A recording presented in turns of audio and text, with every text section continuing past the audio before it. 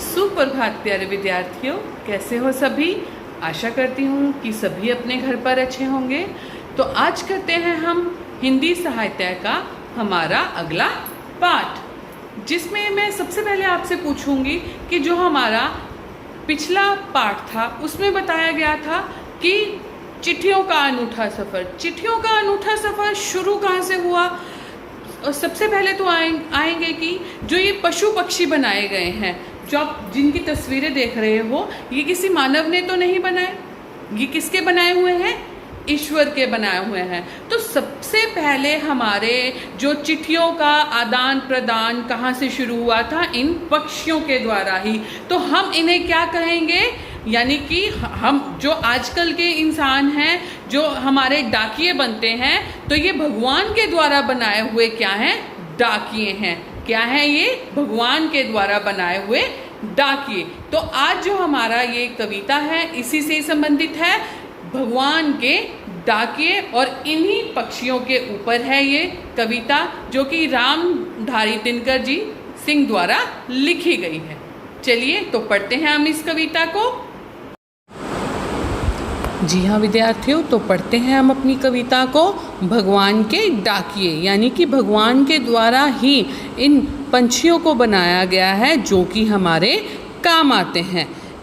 इन्हीं को ही हम भगवान के डाकिये के रूप में कहते हैं। तो चलिए पढ़ते हैं हम आगे इस कविता को, जो कि रामधारी सिंह दिनकर द्वारा लिखी गई ये कविता है, भगवान के डाकिये।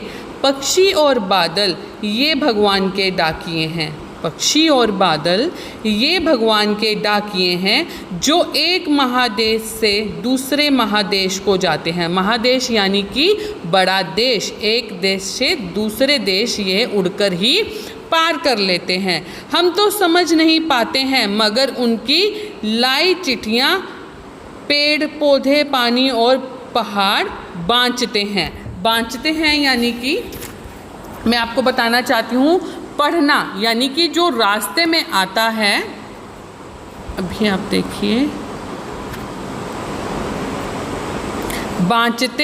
बाँचते हैं यानी कि पढ़ते। जो रास्ते में जो पेड़ पौधे पानी पहाड़ सब आते हैं, वो क्या करते हैं? इन चिट्ठियों को पढ़ते हुए जाते हैं।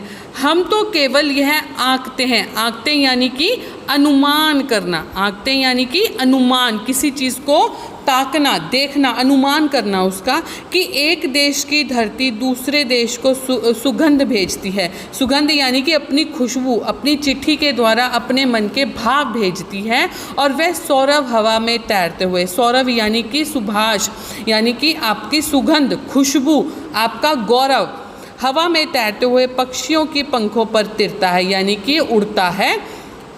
और एक देश का भाप दूसरे देश में पानी बनकर गिरता है, यानी कि एक देश से हम अपने मन के विचारों को दूसरे देश तक पहुंचाने के लिए अपने, जैसे एक पानी की भाप ऊपर जाकर बादल बन जाती है, उसका रूप बदल जाता है, उसी तरीके से जब एक जगह से पत्र चलता है और दूसरी जगह पहुंचता है, तो वो उसकी इच्छा को कैसे समझता है, कैसे समझाते हैं वो।